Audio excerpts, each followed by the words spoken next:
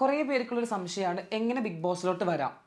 കാരണം നമ്മൾ സാധാരണക്കാരല്ലാതെ ഈ ഡിപ്പാർട്ട്മെന്റ് വർക്ക് ചെയ്യുന്ന ആൾക്കാരെ എങ്ങനെ നമുക്ക് കോമണേഴ്സിന് അല്ലാതെ എങ്ങനെ വരാം. സോ അഭിഷേകിന്റെ ആ ഒരു പ്രൊസീജിയർ എങ്ങനെയായിരുന്നു? കാരണം കുറെ പേർക്ക് ഡൗട്ടാണ് എങ്ങനെ ഇതിലോട്ട് കടക്കാം, എൻട്രി ചെയ്യാം. ഞാനത് ആക്ടർ ഇത് ഉള്ള രീതിയിലാണ് കയറിയിരിക്കുന്നത്. അത് ശരിക്കും പറഞ്ഞാൽ അവർ ഇഷ്ടംപോലെ പോലെ വിളിക്കും. ഇപ്പൊ നിങ്ങൾ കൊടുത്താലും അവർ ഇന്റർവ്യൂവിന് വിളിക്കും. കാരണം നിങ്ങൾക്ക് ഒരു പ്രൊഫൈലുണ്ട്, നിങ്ങളൊരു ആങ്കറാണ്, ഉറപ്പായിട്ട് അവർ വിളിക്കും.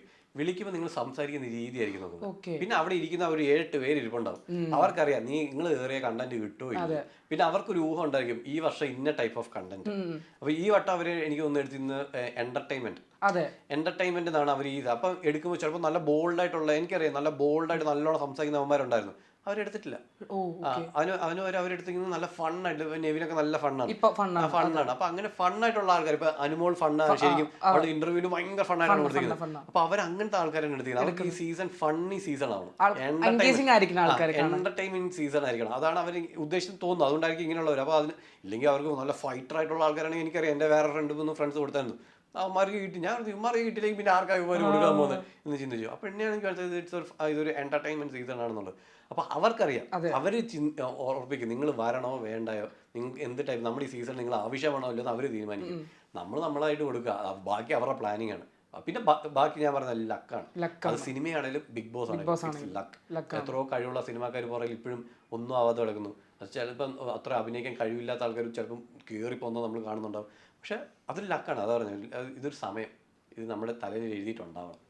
അതുപോലെ തന്നെ അനുമോൾ ഭയങ്കര വീക്കായിട്ട് ഭയങ്കര സ്ട്രോങ് ആയപ്പോ തന്നെ ലൈക്ക് വലിയൊരു ബോംബോടെ പൊട്ടിച്ചിരിക്കുകയാണ്. ഞാൻ അത് കണ്ടു, ഇവിടെ കണ്ടു, ഗസ്റ്റിൽ അത് കണ്ടു. അത് അഭിഷേകിനെ ആസ് എ ഫ്രണ്ട്, നമുക്ക് കൂടെ അറിയുന്ന ഒരാൾ, അത് കണ്ടപ്പോ ഇത് വേണ്ടായിരുന്നു അനു, അങ്ങനെ തോന്നിയോ? അല്ല, ഞാൻ അങ്ങനെയൊന്നും ചിന്തിക്കില്ല. പലർക്കും പല ക്യാരക്ടേഴ്സ് ഉണ്ട്.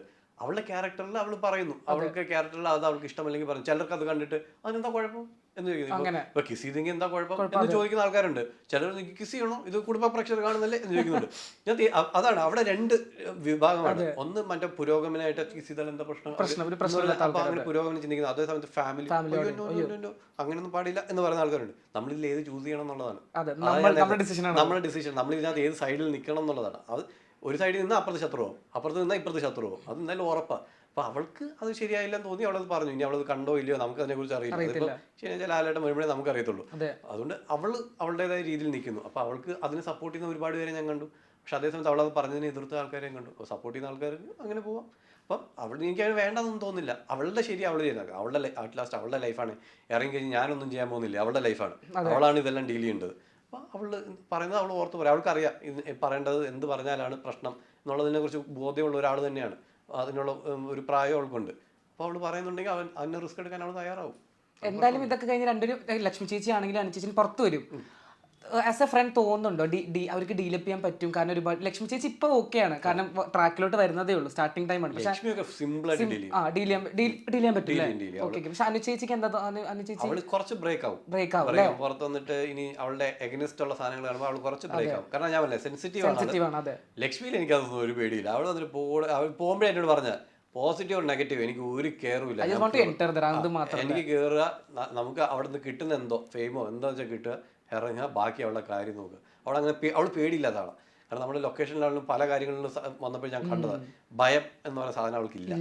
അവൾക്ക് അങ്ങനത്തെ ഇല്ല. അതിപ്പം അവിടെ ഇപ്പം നിൽക്കുന്ന രീതി അതാ. പിന്നെ ബിഗ് ബോസ് എന്തും ചേഞ്ച് ചെയ്യും. ചിലവ് നാളെ ഭയന്ന് നിൽക്കുമായിരിക്കും, നമുക്കറിയില്ല. പക്ഷെ അങ്ങനെ നിൽക്കാൻ ഇതുവരെയായിട്ടും എനിക്ക് അറിയുന്നത് വെച്ചാൽ അവൾ അങ്ങനെ നിൽക്കില്ല. അനു ആണെങ്കിലും, അനു പക്ഷേ ഇച്ചിരി പേടിയും അതൊക്കെ ഉള്ള സെൻസിറ്റീവ് ആയിട്ടുണ്ട്. അതുകൊണ്ട് പുറത്തിറങ്ങി കഴിഞ്ഞാൽ അനു കുറച്ച് ചിലപ്പം നെഗറ്റീവ്സ് കണ്ടു കഴിഞ്ഞാൽ അവളൊന്ന് ഡൗൺ ആവും. മറ്റുള്ളൊന്നും മൈൻഡ് ചെയ്യില്ല. അവൾ അടുത്ത കാര്യം നോക്കി അവൾ പാട്ട്. ഓക്കെ, ഇപ്പൊ സാരിക ചേച്ചി പുറത്ത് വന്നിട്ടുണ്ട്, ബിഗ് ബോസിൽ പുറത്ത് വന്നിട്ട് മീഡിയക്കാരോട് ഫസ്റ്റ് പറഞ്ഞത് വളരെ സാധാരണക്കാരായ ആൾക്കാർക്ക് ബിഗ് ബോസ് പറ്റത്തില്ല, കാരണം രേണുസുതി അങ്ങനത്തെ ഒരാളാണ്, കണ്ടസ്റ്റന്റിന് പറ്റുന്നില്ല. അങ്ങനെ തോന്നിയിട്ടുണ്ടോ? അത് ഞാൻ നേരത്തെ പറഞ്ഞ പോലെ ഫുഡ് മര്യാദയ്ക്ക് കിട്ടൂല, മെന്റൽ പ്രഷർ, പിന്നെ ഗെയിമും അതും ഇതെല്ലാം കളിക്കണം. പിന്നെ അവിടെ വന്നിരിക്കുന്ന എല്ലാവർക്കും ഒറ്റ ഉദ്ദേശമേ ഉള്ളൂ, അടി ഉണ്ടാക്കുക, എന്താ മറ്റേ ക്യാമറയിൽ സ്പേസ് കിട്ടുക. അത് കപ്പ് പിന്നെ അതിനകത്തോട്ട് എത്തണമെങ്കിൽ ആ ജനങ്ങൾ ഏറ്റവും കൂടുതൽ നമ്മളെ കാണണം.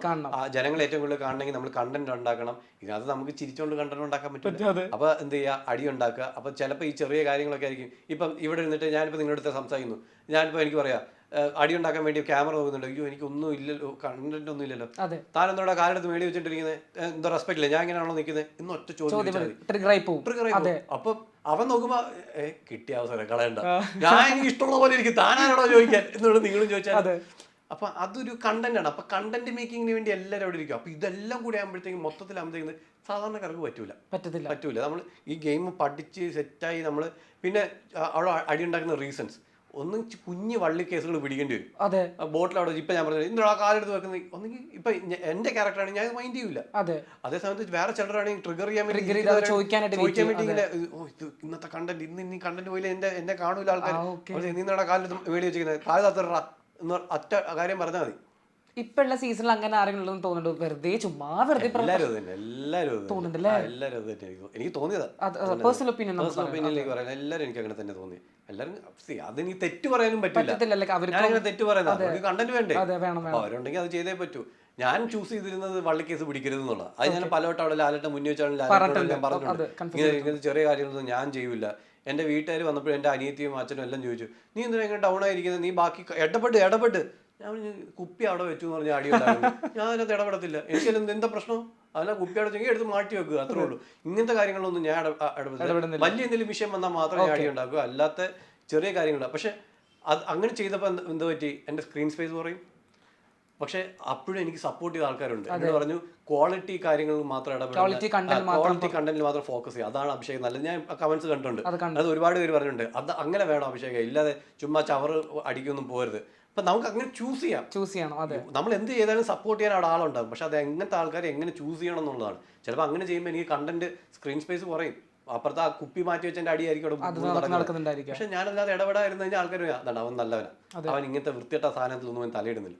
അതേ സമയത്ത് ബാക്കിയുള്ളവർ പറയുന്നത് ചുമ്മാ ഇരിക്കുന്ന ഒരുത്തൻ അവൻ ഇത്രയും പ്രശ്നം അവൻ മാറിയിരിക്കുന്നത് ഇടപെടുന്നില്ല, അങ്ങനെ രണ്ട് അഭിപ്രായം വരും. ചൂസ് ചെയ്യാൻ നമ്മൾ ഡിപ്പെൻഡ് ചെയ്ത് ഞാൻ എനിക്ക് ചൂസ് ചെയ്തിട്ടുണ്ടായിരുന്നു, എനിക്കത് വേണ്ട അങ്ങനത്തെ കണ്ടന്റ് വന്ന് അത് കാരണം സ്ക്രീൻ സ്പേസ് പോയാൽ ബോട്ട് എനിക്കത് കാര്യമൊന്നുമില്ല എന്നുള്ളത്. ഇപ്പൊ രേണു ചേച്ചി ഫസ്റ്റ് വന്നപ്പോൾ തന്നെ പറഞ്ഞു വിധവകൾക്ക് റെപ്രസെന്റ് ചെയ്തിട്ടാണ് ഞാനിവിടെ വന്നിരിക്കുന്നത്. മസ്താനി റീസെന്റ് ടൈമിൽ വൈൽഡ് എൻട്രിയിൽ വന്നപ്പോൾ മസ്താനി വന്നപ്പോൾ അതിൽ ആൾക്കാരെ ഇങ്ങനെ സ്നൂപ്പ് ചെയ്തിട്ട് ഇങ്ങനെ കണ്ടന്റ് വേണ്ടിയിരിക്കും. അപ്പൊ തന്നെ രേണു ചേച്ചി പറഞ്ഞു ഞാൻ വിധവയല്ലെന്ന് പറഞ്ഞു. ഈ രണ്ട് അപ്പൊ നമ്മൾ കൺഫ്യൂസിങ് ആ. അപ്പൊ അഭിഷേക് ആസ് എ ബിഗ് ബോസിൽ പോയ ഒരാളാണ് വല്ലപ്പോഴും റീൽസിലൂടെ ഒക്കെ കാണുന്നത്. അപ്പൊ ഇതൊക്കെ കാണുമ്പോൾ അഭിഷേകിന് കൺഫ്യൂസിങ് ആവുന്നുണ്ട് രേണു ചേച്ചിയുടെ സ്വഭാവം കാണുമ്പോൾ. എന്താണ് നമ്മൾ ആദ്യം പറഞ്ഞ സാധനം പിന്നെ ഓർമ്മ കാണൂല. കാരണം 1 വീക്ക് എന്നൊക്കെ പറയുന്നത് നിങ്ങൾ ഇവിടെ കാണുമ്പോൾ എപ്പിസോഡ് കണ്ടുപോവാ, നമുക്ക് അവിടെ ഒരു വർഷം പോകുന്ന പോലെയാണ്. ചിലപ്പോൾ എനിക്ക് ഇപ്പോഴും ഓർമ്മയുണ്ട് ഈ നോമിനേഷനിൽ പുറത്താവുന്നവരുണ്ടല്ലോ, അടുത്ത ആഴ്ച കഴിയുമ്പോഴത്തേക്ക് നമ്മൾ അവരുടെ കാര്യം നമ്മൾ വിട്ടുപോകും. ഇതിനകത്ത് പലരും റീ എൻട്രിക്ക് കയറുമ്പോഴാണ് അയ്യോ ഉണ്ടായിരുന്നല്ലോ എന്നൊക്കെ നമ്മൾ ചിന്തിക്കുന്നത്. അത് കാരണം അതൊരു അപ്പൊ ചിലപ്പോൾ നമ്മൾ ഫസ്റ്റ് ഡേ പറയുന്ന കുറെ കാര്യങ്ങൾ നമ്മൾ ഓർക്കുന്നില്ല. കാരണം അത്രയ്ക്ക് കണ്ടന്റുകൾ നമ്മുടെ ഒരു ദിവസം നടക്കുന്നത്. രാവിലെ എഴുന്നേക്കുന്നു, അവിടെ അടി ഇവിടെ അടി, അത് ചെയ്യുന്നു ഇത് ചെയ്യുന്നു, അങ്ങനെ നമ്മുടെ മനസ്സിങ്ങനെ നിറയുക. അല്ലാത്തപ്പോൾ നമ്മൾ ദിവസം ഇരിക്കുമ്പോൾ രാവിലെ എഴുന്നേറ്റ് കഴിച്ചു ഇങ്ങനെ ഇവിടെ അല്ലാത്തപ്പോൾ അവിടെ വെച്ച് കണ്ടന്റുകളാണ് രാവിലെ തൊട്ട് വൈകുന്നേരം ആ കണ്ടന്റുകൾ എന്ന് പറയുമ്പോഴത്തേക്ക് നമുക്ക് ഫോക്കസ് ചെയ്യാൻ സമയമില്ല. അപ്പോൾ ഭയങ്കര ഒരു നമുക്ക് കുറേ ദിവസം പോകുന്ന പോലെയൊക്കെ തോന്നും. അപ്പോൾ ആൾക്കാരെ മറക്കാൻ തുടങ്ങും. അതുപോലെ തന്നെ നമ്മൾ പറഞ്ഞ കാര്യങ്ങൾ ചിലപ്പോൾ മറക്കും, അതിലിപ്പോൾ ഒന്നും ചെയ്യാൻ പറ്റില്ല. പുള്ളിക്കാരി ചിലപ്പോൾ ആദ്യ ദിവസം പറഞ്ഞ് ചോദിച്ചു ഞാൻ അങ്ങനെ പറഞ്ഞു, എനിക്ക് തോന്നുന്നു ഏതോ ഒരാൾ ഇപ്പൊ കഴിഞ്ഞ ആര്യൻ ലാലേട്ടനോട് പറയുന്നത് ലാലേട്ടൻ ഞാൻ അങ്ങനെ കാരണം ഒരാഴ്ചയുള്ളിൽ ചിലപ്പം മറന്നു പോകും, ചിലപ്പോൾ നമുക്ക് പറയാൻ പറ്റൂല. അപ്പൊ അങ്ങനെയൊക്കെ സംഭവിക്കും. അതുകൊണ്ട് പുള്ളിക്കാരിക്ക് അങ്ങനെ പറ്റിയതായിരിക്കാം. ഞാൻ തെറ്റ് പറയാൻ എനിക്ക് പറ്റൂല, കാരണം അവിടുത്തെ എന്താണ് അവസ്ഥ എന്ന് കറക്റ്റ് കണ്ട്. ഇപ്പൊ എനിക്ക് വേണമെങ്കിൽ ഇവിടെ നിന്ന് ഇപ്പൊ കുറച്ച് ഇന്റലക്ച്വൽ ആയിട്ടൊക്കെ പറയുന്നതാണെങ്കിൽ അത് പറഞ്ഞത് ശരിയല്ല പറയാം. പക്ഷെ ഞാൻ ഇപ്പൊ എപ്പോഴും പറയുന്നത് റിയൽ ക്യാരക്ടർ എനിക്ക് നിൽക്കാൻ ഇഷ്ടം. എന്റെ റിയൽ ക്യാരക്ടർ എനിക്ക് തോന്നുന്നത് ചെയ്ത് അവർ അറിയാണ്ട് ചെയ്തതായിരിക്കാം, മറന്നു പോയതായിരിക്കാം ചിലപ്പോൾ. അതുകൊണ്ട് മസ്താനി ലക്ഷ്മിയുടെ കൂടെ അവരെ ഒരുമിച്ചാണ് വന്നത്. പക്ഷെ ഡെഫിനറ്റ്ലി നമുക്ക് ക്യാമറ സ്പീഡ് ഇപ്പൊ ഏറ്റവും കൂടുതൽ ക്യാമറ സ്പീഡ് വൈൽഡ് കാർഡ് എൻട്രീസിൽ വന്ന് എടുക്കാതിരിക്കുന്ന മസ്താനിയാണ്. അതിപ്പോ ചേട്ടന് എന്താ തോന്നുന്നത്? മസ്താനിക്ക് തന്നെ തോന്നുന്നുണ്ട് ഞാൻ വൈൽഡ് കാർഡ് എൻട്രി ആയിട്ട് വന്നതാണ്, ഇവിടെ കണ്ടന്റ് ഇല്ലാത്ത കാരണം എന്നെ കൊണ്ടുവന്നത്. കാരണം എല്ലാ കാര്യത്തിലും ഇടപെടുന്നുണ്ട്, പോയിട്ട് എല്ലാ കാര്യത്തിലും ഇടപെടുന്നു. പുറത്തത്തെ കാര്യങ്ങൾ വരെ അകത്തുനിന്ന് പറഞ്ഞ് ട്രിഗർ ആക്കുന്നുണ്ട് ആൾക്കാരെ, ചില ആൾക്കാരെ. അത് പുള്ളിക്കാരുടെ ഗെയിം കളിക്കാൻ പാടില്ലെന്നാരും പറഞ്ഞിട്ടൊന്നുമില്ലല്ലോ. പറ്റത്തില്ല ലാലേട്ടൻ എന്ന് പറയട്ടെ, അവള് കളിക്കുന്നത് ഞാൻ കൂടുതൽ കണ്ടിട്ടില്ല, എനിക്ക് അറിയത്തില്ല. പക്ഷെ അങ്ങനെ ചെയ്യുന്നുണ്ടെങ്കിൽ അതിന് കുഴപ്പമൊന്നുമില്ല. It's A game. അവിടെ നമ്മളെ കൊണ്ടിട്ടിരിക്കുന്നത് നമുക്ക് ചുമ്മാ പൈസ തന്ന് നമുക്ക് ഭക്ഷണം തിന്നാനല്ല അവിടെ കൊണ്ടിട്ടിരിക്കുന്നത്, ഗെയിം കളിക്കാനാണ്, കണ്ടന്റ് ഉണ്ടാക്കാൻ തന്നെയാണ്. നേരത്തെ പറഞ്ഞ പോലെ കണ്ടന്റ് ക്രിയേറ്റ് ചെയ്യുക, ചുമ്മാ കൊണ്ട് വൃത്തിയിട്ട കണ്ടന്റ് ഉണ്ടാക്കാതെ കണ്ടന്റ് ക്രിയേറ്റ് ചെയ്യുക എന്നുള്ളത്. അപ്പോൾ അത് ഏത് രീതിയിൽ ക്രിയേറ്റ് ചെയ്യണം? സ്റ്റാൻഡേർഡ് കണ്ടന്റ് ആയിട്ട് ക്രിയേറ്റ് ചെയ്യണം, അത് തറ കണ്ടന്റ് ആയിട്ട് ക്രിയേറ്റ് ചെയ്യണമെന്നുള്ളത് അത് അവരുടെ ക്യാരക്ടേഴ്സ് പോലെ ഇരിക്കും. അപ്പോൾ പുള്ളിക്കാരി എങ്ങനത്തെ കണ്ടന്റ് ഉണ്ടാക്കുന്നത് എനിക്ക് അറിയത്തില്ല. അപ്പം പുള്ളിക്കാരി കണ്ടന്റ് ഉണ്ടെങ്കിൽ അത് അതിനാണ് പുള്ളിക്കാരി അവിടെ കൊണ്ട് ഇരിക്കുന്നത്. അത്രയും വൈദ്യം കൊടുത്ത് കയറ്റിയിരിക്കുന്നത് അതിനാണ്. അപ്പോൾ അത് ക്രിയേറ്റ് ചെയ്യണം, അതിന് തെറ്റൊന്നുമില്ല. ഓക്കെ. സോ കമ്മിങ് ടു സിനിമയുടെ ടൈറ്റിൽ എവിടെയും നമ്മൾ കേൾക്കാത്തൊരു അത് സ്ഥലത്തിന്റെ പേരാണ് ആക്ച്വലി. മുള്ളൻകൊല്ലി എന്ന സ്ഥലമാണ്. കേട്ടിട്ടില്ലേ? ഞാൻ കേട്ടിട്ടില്ല. മറ്റേ നരൻ സിനിമയിൽ മോഹൻലാൽ പറഞ്ഞു കേട്ടില്ല, ലാലേട്ടൻ പറഞ്ഞു കേട്ടിട്ടില്ല, മുള്ളൻകൊല്ലി വേലായുധെന്ന് പറഞ്ഞു. ഈ സിനിമ ഇറങ്ങിയപ്പോൾ അനൗൺസ് ചെയ്തപ്പോൾ തൊട്ട് എല്ലാവരും ചോദിക്കുന്ന അതുമായിട്ട് എന്തെങ്കിലും ബന്ധമുണ്ടോ എന്ന് ചോദിക്കുന്നത്. അപ്പം ശരിക്കും പറഞ്ഞാൽ നെയിം നമുക്ക് ആ ക്യാച്ചായി കിട്ടുക എന്നുള്ളത് അത് ക്യാച്ചായി കിട്ടി. മിഡ് നൈറ്റ് ഇൻ മുള്ളൻകൊല്ലി, ഒരു മുള്ളൻകൊല്ലി എന്ന് പറഞ്ഞ ഗ്രാമത്തിൽ നടക്കുന്ന ഒരു കഥ. മിഡ് നൈറ്റിലാണ് കഥ. ഒരു രാത്രി നടക്കുന്ന സംഭവം കൊണ്ട് ഉണ്ടാകുന്ന കഥകളാണ്. അപ്പൊ സിനിമയിൽ ആക്ട് ചെയ്യുന്നു, ഇഷ്ടപ്പെടുന്ന ഒരു ക്യാരക്ടർ കിട്ടുന്നു, ഭയങ്കര സന്തോഷമാണ്.